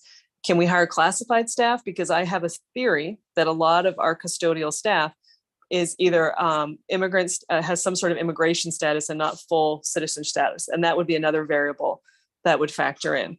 So I do have a lot of questions about this. Any other questions, comments? Oh, yeah. Go ahead. So we do have a full benefit array for all the full-time employees. And we also have retirement available for anyone that has 12 months of or a certain amount of hours of service for a 401k retirement. So those are available to all the full-time employees. Can you, I'm sorry to interrupt, but can you expand on benefit array and available? Brought at the last meeting, we had the HR rep discuss all of the 401k program that I need to go back and do that. It just rolled out, as well as the different benefit programs made available. So if I have to, I can bring him back for another meeting to discuss. I can pull up the old operations meeting. Yeah, I should have done that before asking questions. Because I do remember. Right now, the company pays 60% on the low end and 72% on the high end for single coverage. Now, of course, like in many places, it goes up as the family gets involved. But I think, we run into this problem occasionally with districts is, okay, we have all these competitive bids. So that's naturally gonna keep wages down. We've got to keep them as low as possible, or we're not gonna get the business yet, and it's our issue. But as we've seen the last 2 years, wages have gone through the roof. I mean, it never seen nothing like it. And I will say, since inception, our wages have gone up $3.51 an hour. That's 32.5%. Okay, so in the district, from the district, we've got an 11.3% increase. We got a 5% in November of 2021, and then a 7.8% for $1 an hour wages in January. Okay, so my question would be, if I'm in y'all's shoes, is why just throw this out and go, spend $6 million more? Why not just bring them up? Let's pay these people $16-17 an hour and have more robust stuff.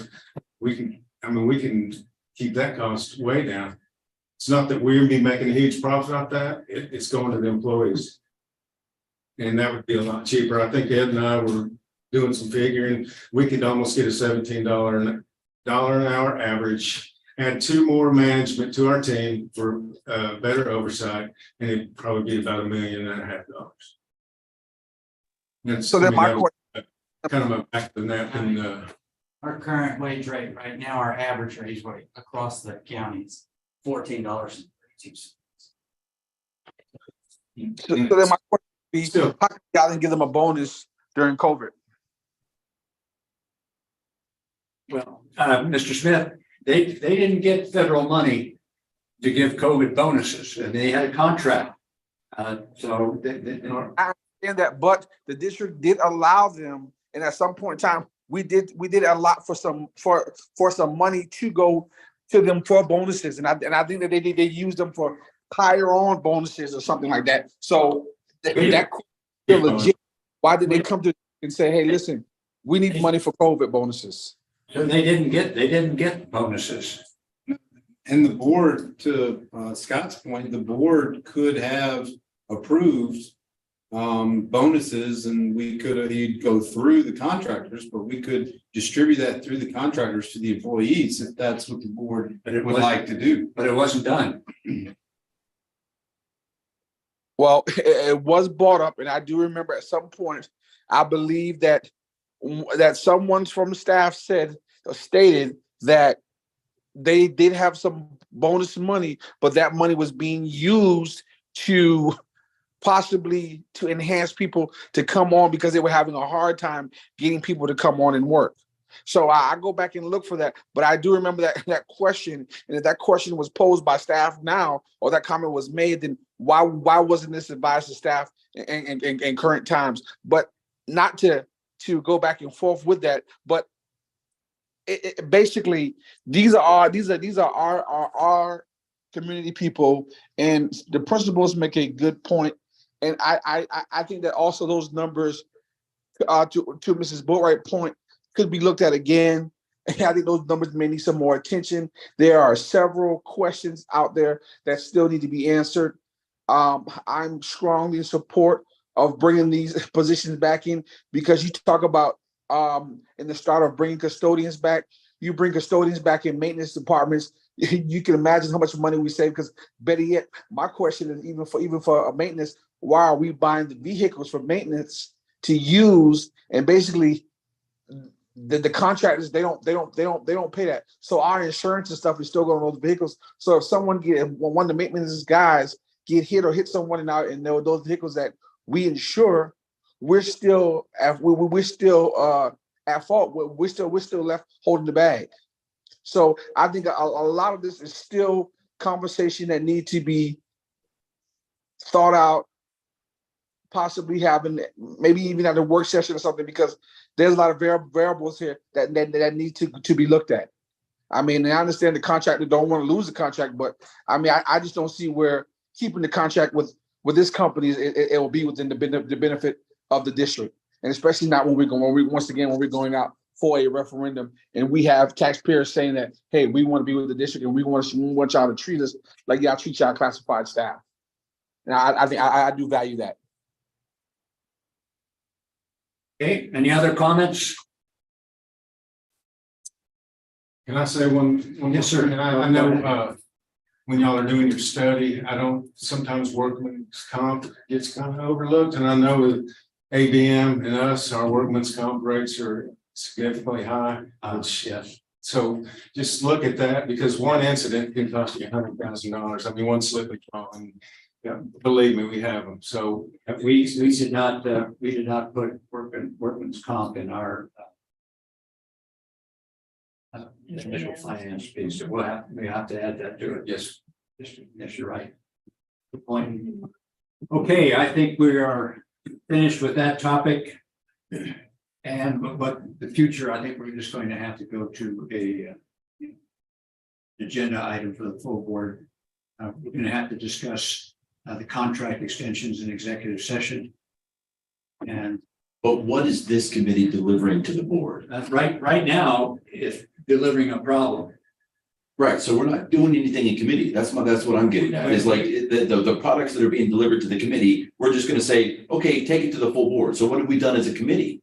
Well, you can have a motion if you want to make a motion to have a recommendation. I personally don't know what that would be, but I don't have a motion. Yeah. Can I? Oh, I'm sorry. Mr. Nay finished. Well, I'm struggling to figure out what we're doing here then. Because all we've done is we've gathered all these people in a room just so we can tell them that they're gonna talk again at the next board meeting. Well, I disagree with that, Mr. Nay. I think that we've gathered these people in the room to get data and get information to figure out what's the best interest for the board as a whole to move and how we should move forward. If you want a motion, then at this time, then I'll make a motion that we've discovered a couple of things in this meeting in terms of custodial services, and that a decision need to be made. And in terms of that and how we make that decision, then we should take it to the full board. So if you want a motion, at this time I make a motion that we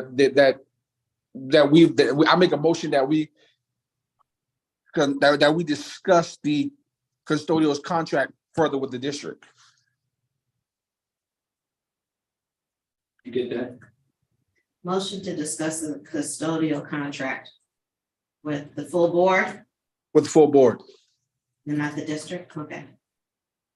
Is there a second? Yeah. You want a second?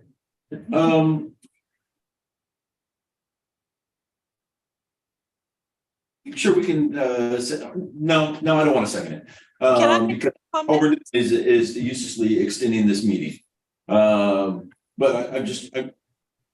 for example, this product that was, we want to go to talk to the full board and have the benefits of taking it in-house, but this product doesn't have any benefits on it. It's only costs. So, in doing the read ahead, I'd also like to know what half a person looks like, because this is for 200.5 people. I thought it was kind of fun. So I guess I don't know what I don't know about the operations committee, because it seems like we haven't done anything other than listen to all their opinions, and now, or we're listening to information, and now in our next work session, we're going to listen to it all again. No, well, Yeah, Ingrid and Dallas. okay. Ingrid, do you have something you want to say?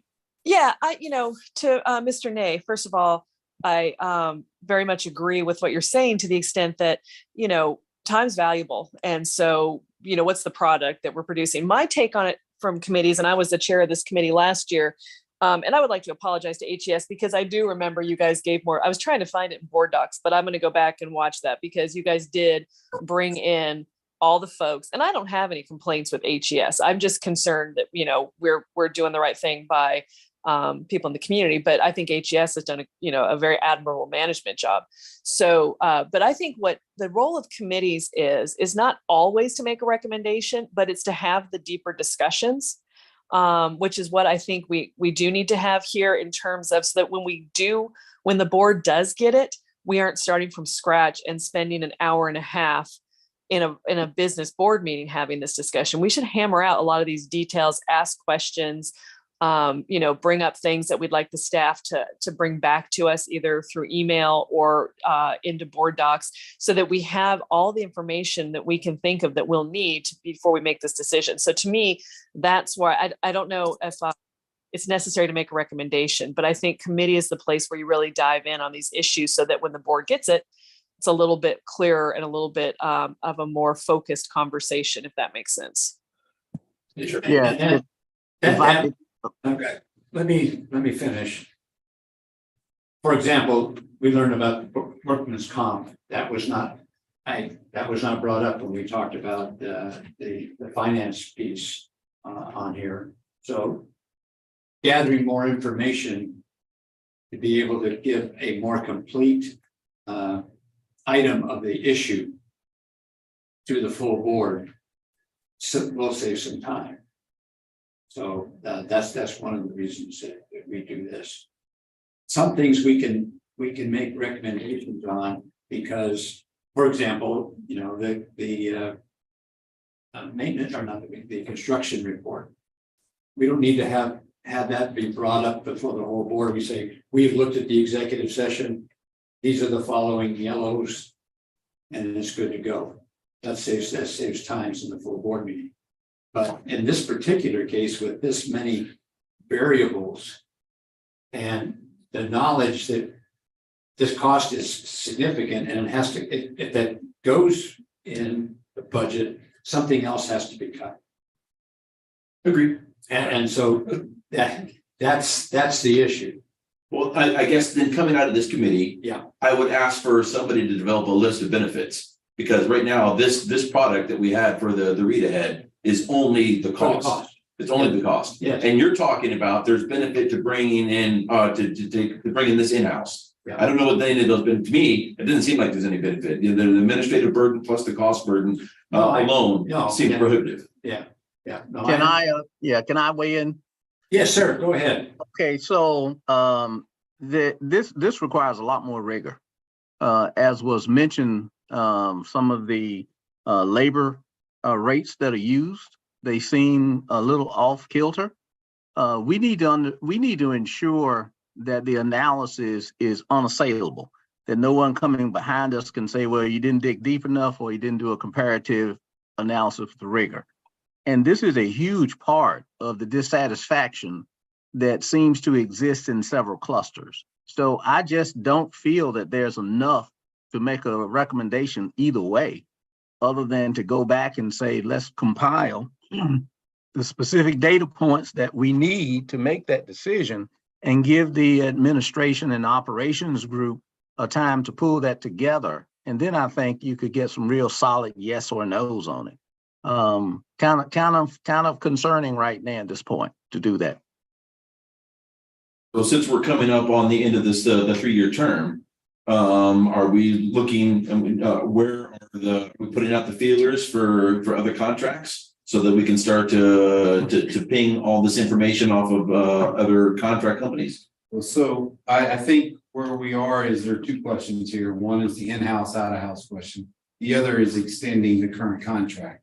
We would need, if we decide, we're actually looking for guidance from the board. It is the superintendent has that decision, but I know the superintendent wants input from the board on making that decision. So quite honestly, we're looking for guidance from the board on whether or not we should extend the contract. If we decide not to extend it, we're talking about it needs to be renewed in October. We need about 4 months to go through that process because that's a massive contract. And so we need to be making that decision now. And so if the decision is made now, it would take us from now till November for the most part to go through the whole bid process and have that go forward. Then I would say I don't know, put your fingers in your ears or whether you agree or disagree, or you can say you agree. I would say one of the cons is that if we do go out for bid, I don't know what percentage, but it will be higher. Would assume even if it is this group that wins the bid and they're more than able to win this award still, it will still cost more than we are right now. So that's something to take into consideration. same, it's not as big a budget hit. You're not talking about a $6 million, you may be talking about a 10%. I'm just guessing. I don't know what it would end up being, but it would be higher than we are today. Mr. Chair, Yes, sir. Go ahead, Mr. Dallas. I'm beginning to have a little angst about the conversation. If we're talking contracts with, Yeah, you're right, and we're not gonna start talking money and dollars. No, I'm not going after a small, but like, I'm wait a sorry. minute, Mr. Nate, can I finish? Yeah, Okay, please. I apologize. I'm not even talking about money. I'm talking about the head of our operations is sitting there arguing 1 point yay or nay before our customers are here, our clients are here. I think that sort of poisons the water. So I don't think we're ready to make a recommendation either way. I think there's a lot of analysis that needs to occur. And I think that's the most prudent and fair way to proceed to all parties involved. Thank you, sir. Got it. Mr. Smith?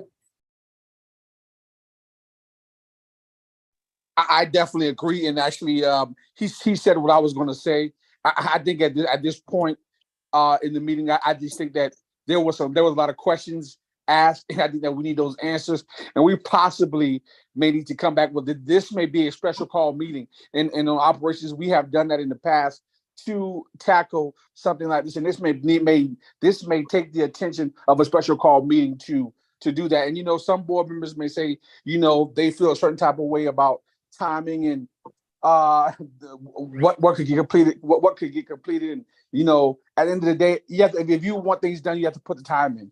And so with that being said, I think that we did some good work today, and that we had some great questions answered. But it's just at this point in time, I don't see where it can be all done in just today. So I think we may need to have a special call meeting for this. Okay. What I'm going to do is we're going to go on to the next topic, but what I'm going to do is give some recommendations to the staff to do some more work. That's what I was gonna ask for, some specific item. I heard a list of benefits. Yes, I heard updating of the finance. yes. Outside of that, I don't know. No, and we need some survey data from principals and the users on what their desires are. Okay. We've got to at least acknowledge what the people that are most affected by this, and that's the principals, and what their desires are and why.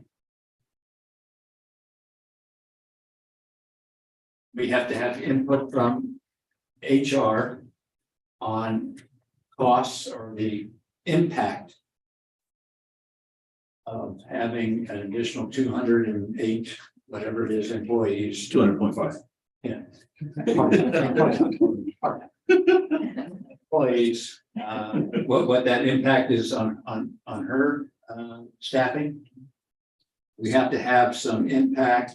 We have to also get to the full board exact dates of when decisions have to be made on each of the contracts.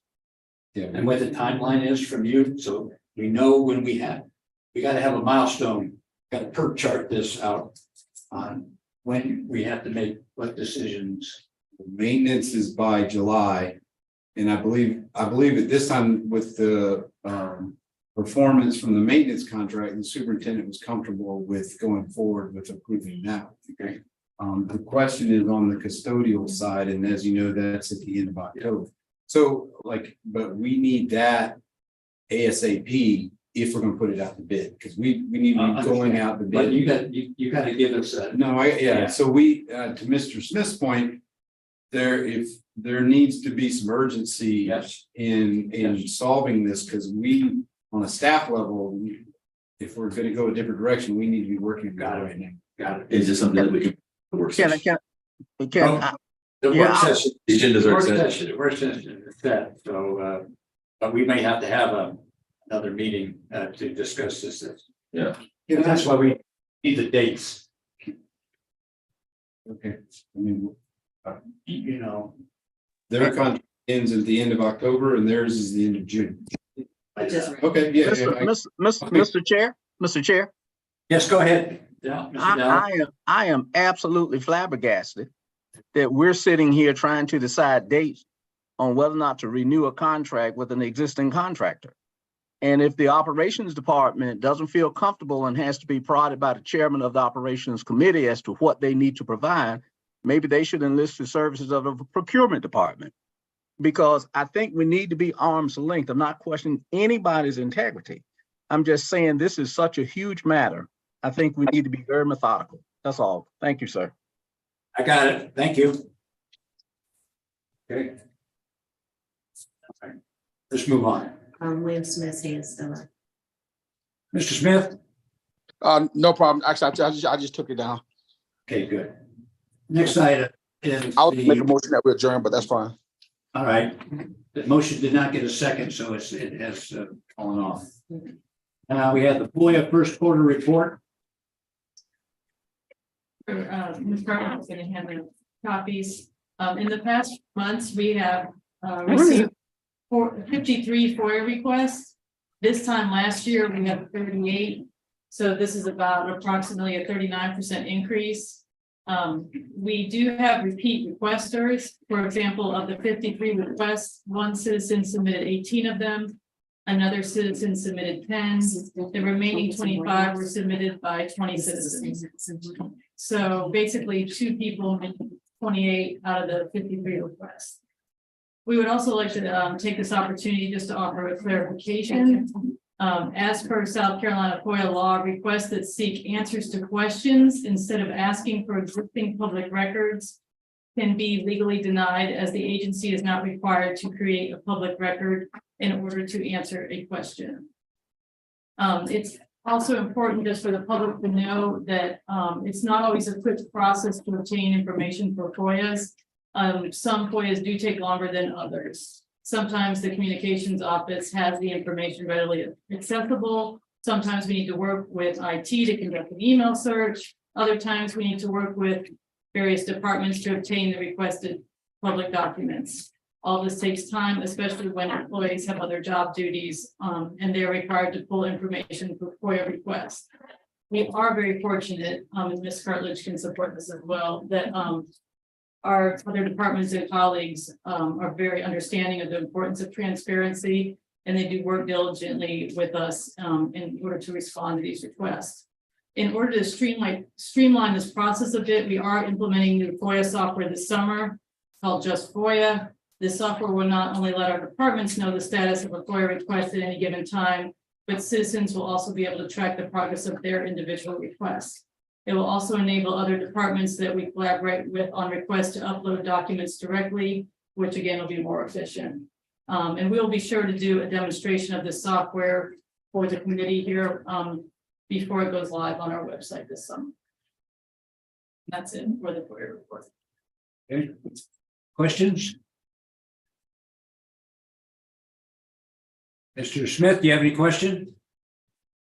No, I don't have any questions at this time. No, thanks. No, sir. Any other board members with any questions or comments? Hearing none, thank you very much. I'm just amazed at the amount of work that has to be done to do this. And let me ask you a question. Sure. That question is staffing an issue? We are okay right now because we have a new communications specialist who's going to be assisting with FOIA, and she's learning the new software right now. And so I think we're going to be okay. Like I said, we're very fortunate our other departments work well with us and really do. They're committed to. And we also have Jillian Rule, our paralegal, will be back from training. Okay. So we'll together. That'll help. But thank you for asking. But thank you, because it's been a lot more than before. So I just have a question. If I understood from the last brief that we got on FOIA stuff, if it takes a certain amount of time, you can charge for it? Yes. We're going to need these chargeable? Yes.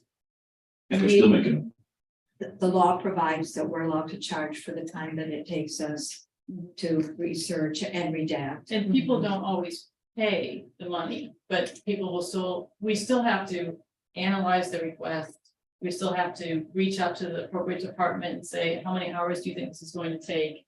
Then we have to find out the employee that's the lowest salaried employee that can do the work to put the estimate together. So all those little things just shake down. And we work with the IT department. Yeah. Because we get a number of requests from people asking for emails and we have no clue how many emails are on certain subject matters. So IT will give us an estimate of the number of emails and we have to redact. And we always that tell information. people too, like, if, you know, if the cost seems like a lot to them, they are welcome to refine their search, and IT will run another search, and then we'll get another estimate, that kind of. So they can refine their search. We do ask them to do that.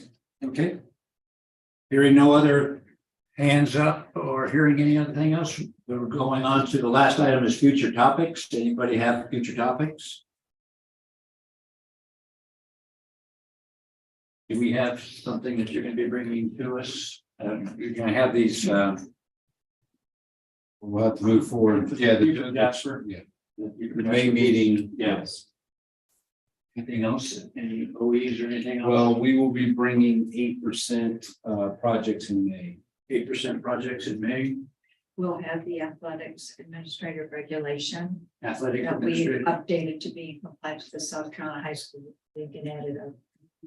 And did we not also ask at a previous meeting to have a briefing on the disciplinary That's coming to academics. That's on coming to It's coming through academics on Thursday. to academics? Yes, But that, we will get a briefing after that, that be brought up into, not in operations. It's a motion from the previous board that was made was Okay. to move that discipline and student service Okay. to academics. So okay, all that will come through the academics. I guess, then we've got our future topics. Yeah.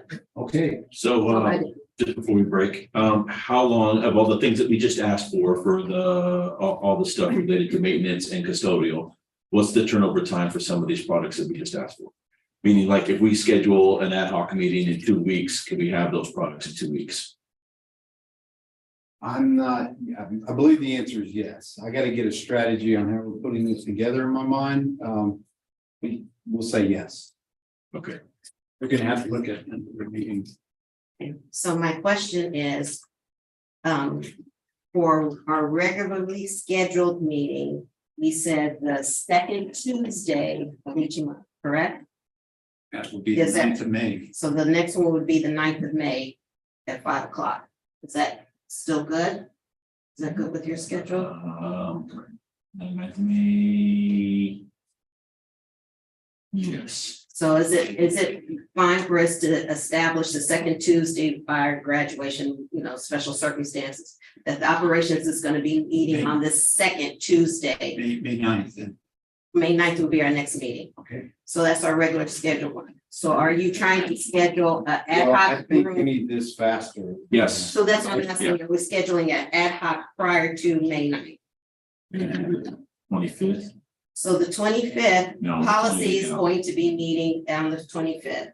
The week of the 25th, not unless you meet before I'll give you the schedule. Agenda setting is the 24th at 5 o'clock. Policy is scheduling to meet on the 25th at 5. Then you have the Bluffton High Budget Forum on the 26th at 6. You have the Beaufort High Budget Forum on the 27th at 6. And we try very hard not to meet in the evenings on Fridays.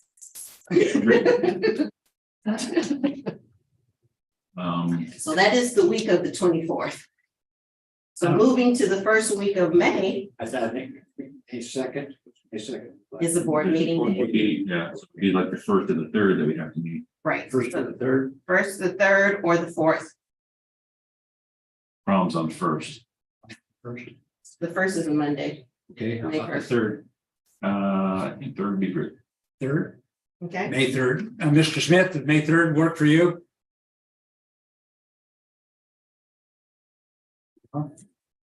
He's off. Okay. Okay, May 3rd, So May 3rd, what time? 5 o'clock. I was. Operations at 5 o'clock. Yeah. And then we're gonna meet at our regular scheduled time on the 9th at 5 o'clock, correct? Yes.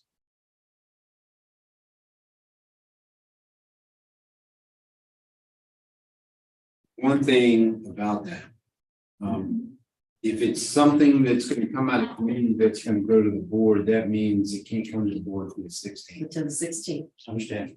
So there's really not really, it's not very advantageous, I mean, other than you're dividing up two meetings. So we'll do a special meeting just for this.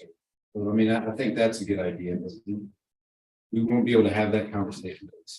Although, yeah, Yeah, we may have a direction. Right. Okay. Hearing no other business, I hear a motion to vote. Yeah, I was just gonna move to adjourn. So moved.